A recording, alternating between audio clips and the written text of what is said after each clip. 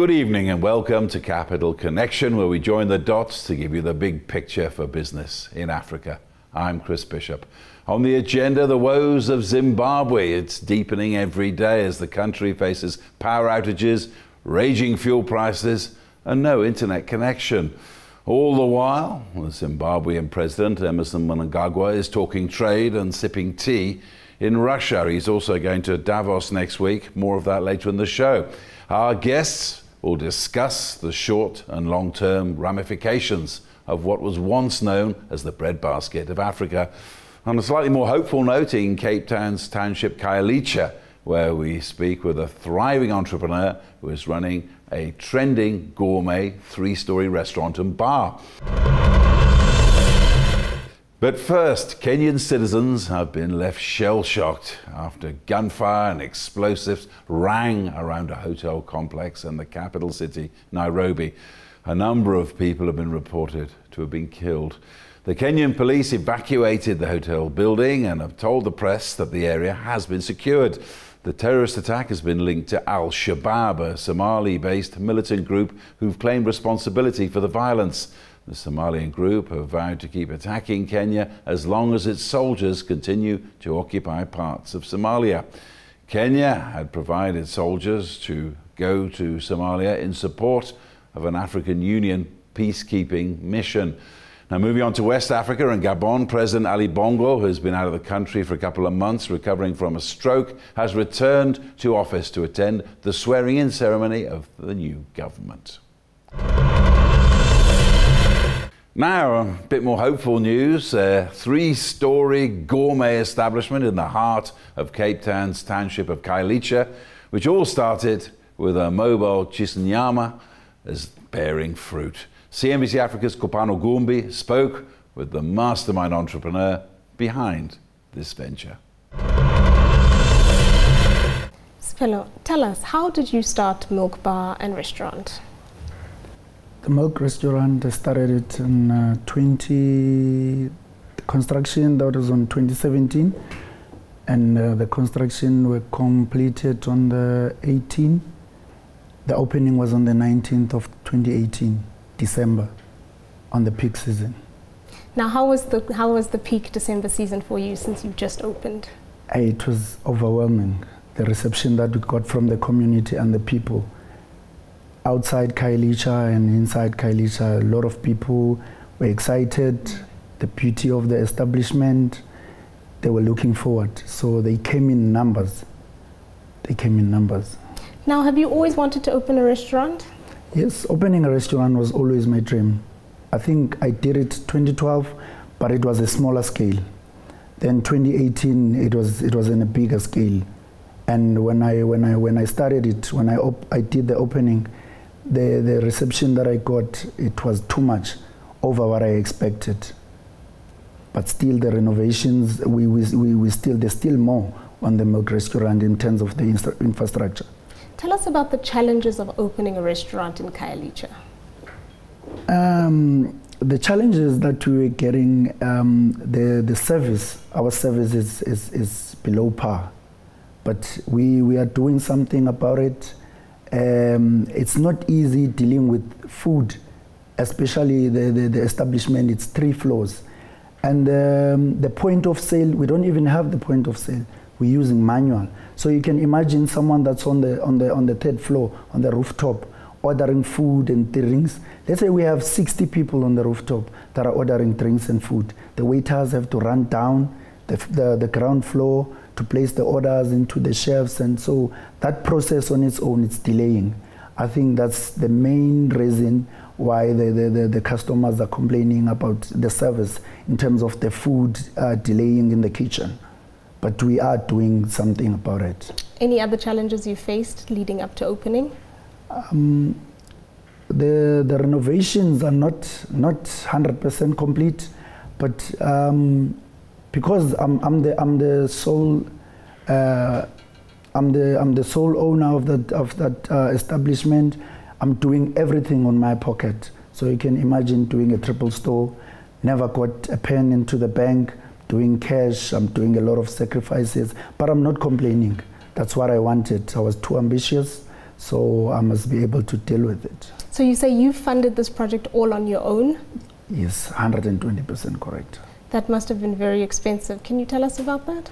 It was draining, mentally, physically.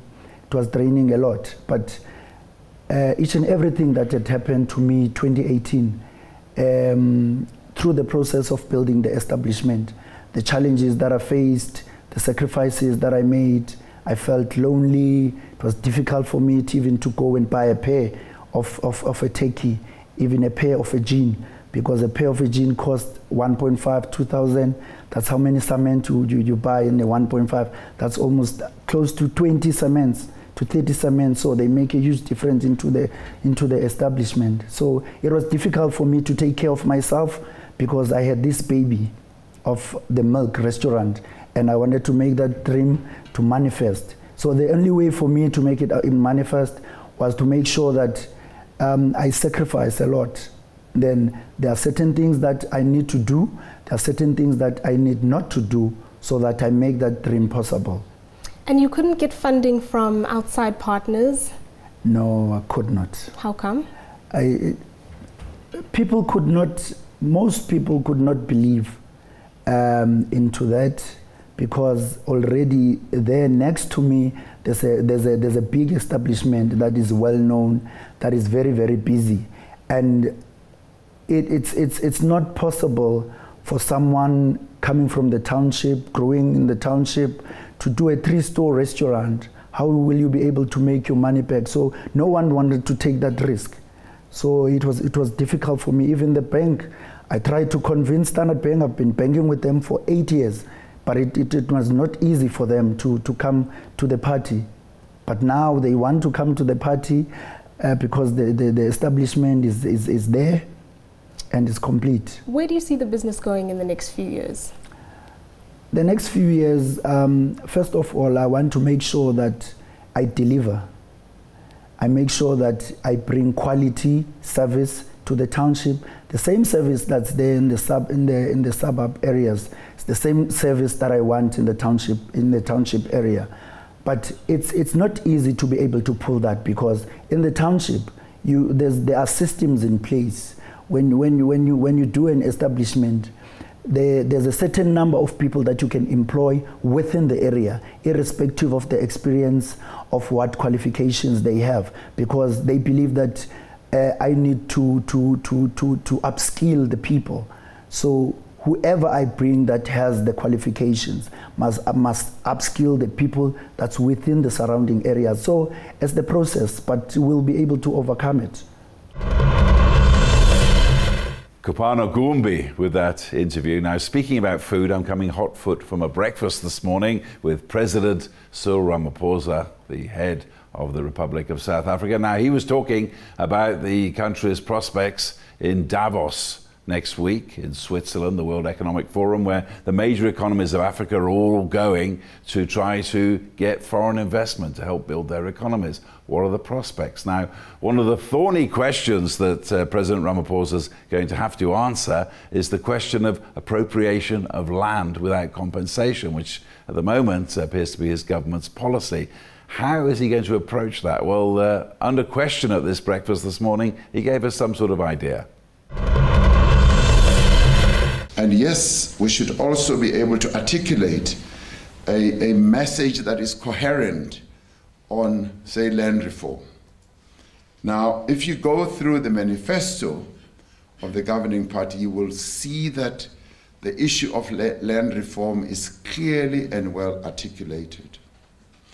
The ANC conference, having taken a decision a year ago, which decision has been debated quite extensively across the length and the breadth of the country. And in some ways, the debate and the discussions seemed to be dividing the nation. But it was a widespread discussion issue, which involved all sectors of society, people in urban areas, in rural areas, both rich and poor, landowners and non-landowners. And in the end, the report has now been submitted to Parliament, and Parliament has now taken a decision that yes, the Constitution should be amended. And even that issue of amending the Constitution is just really so that we all understand, it's just to make it abundantly clear that the issue of expropriation of land without compensation has always been part of the constitutional construct that we have. And it is just to make it clear. Now, the manifesto of the governing party has even taken it further. The governing party has now tabled a bill, the expropriation bill, which is going to be debated in Parliament.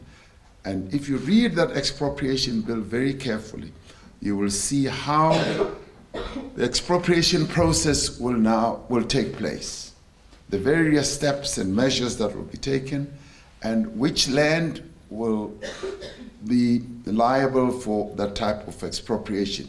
And already the bill is saying we are going to be looking at, state-owned land, land that is owned by various sectors of the government, abandoned land, and land that is not being used. And so categorization of the land that could be liable for expropriation is then set out, and a process. And the manifesto of the governing party goes further to say, we are going, as we go on with land reform, and we will be utilizing the expropriation of land without compensation as one of the measures that can be used. And this is not whole scale. This is not what people have always feared, that there's going to be, whole scale, vengeful type of expropriation of land. It is going to be done in line with the decision that was taken at Nasrec. And the decision at Nasrec was very clear, that as you proceed with this process of land reform, take care that one, agricultural production must not be reduced, food security must be assured, and it must lead to greater growth of the economy. It must not negatively impact the economy. Now, on the other side of the break, we unpack the current political and economic crisis gripping the Zimbabwean nation. We're going live to Harare and having a special guest here in the studio.